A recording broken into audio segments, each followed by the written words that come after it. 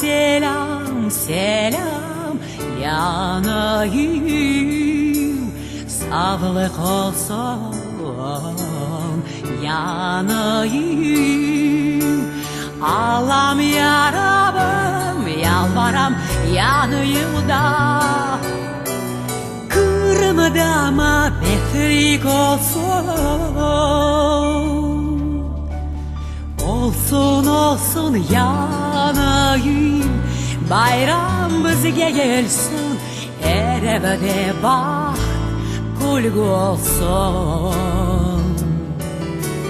Kısmet olsa dostum her şey güzel olur, yanayım vatanımızda.